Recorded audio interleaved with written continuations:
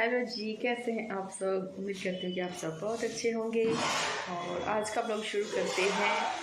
आज है भागवत कथा का दूसरा दिन और हम चल रहे हैं भागवत कथा में।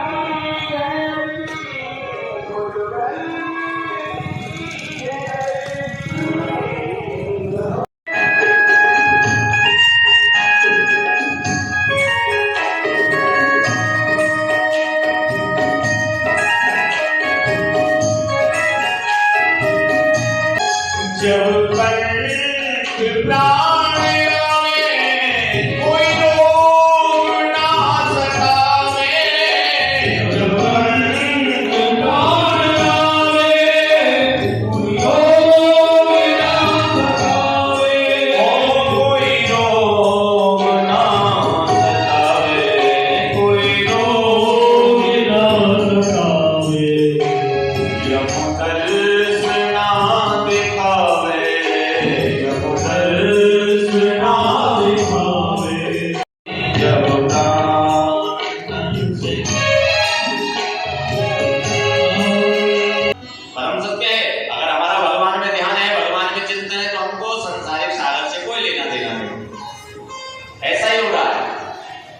सर्प पड़ा हुआ था मरा, लेकर के परीक्षित की इतनी बुद्धि बिगड़ गई कि उसको ले जाकर के श्रमिक ऋषि के गले में डाल दिया।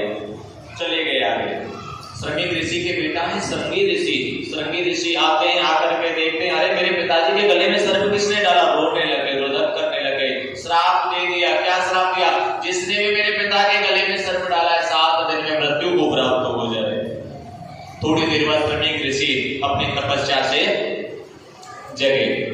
बेटा क्यों रो रहे हो? पिताजी आपके गले में किसी ने मरा हुआ सर्प डाल दिया है। आपने कुछ कहा तो नहीं? नहीं पिताजी मैंने श्राप दे दिया। क्या कहा? 7 दिन में मृत्यु हो जाए। अपने शिष्य को बुलाया, गौरमुख नाम के शिष्य को। बेटा यहाँ कौन आया था? प्रभु महाराज परीक्षित आए थे। जल्दी जाओ, जाकर के कह दो कि अपनी मृत्यु से मुक्ति का उपाय कर ले। गौरमुख नाम के शिष्य गए हैं, सुखदेव जी से कहा है। सुखदेव जी ने जब तक वह मुकुट उतार करके रख दिया था, पश्चाताप करने लगे कि मैं कितना बड़ा अज्ञानी हूँ, मेरे को धिक्कार है, मैं कितना बड़ा बुरा। मेरे को किसी संत की हंसी नहीं करनी चाहिए, किसी ब्राह्मण की हंसी नहीं करनी चाहिए।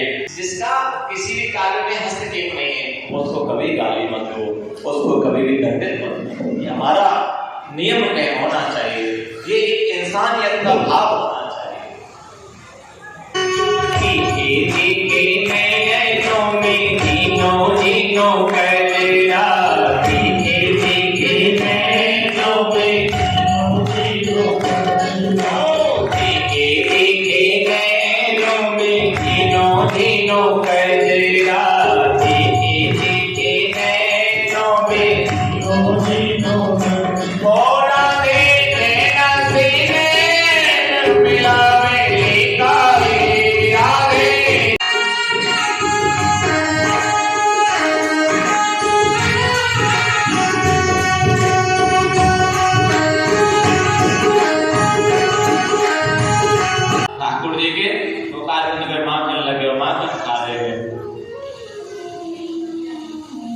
माखन खायो और माखन खाए के नहीं खवाए के नहीं। विदुर जी कहने लाला स्वाद आयो,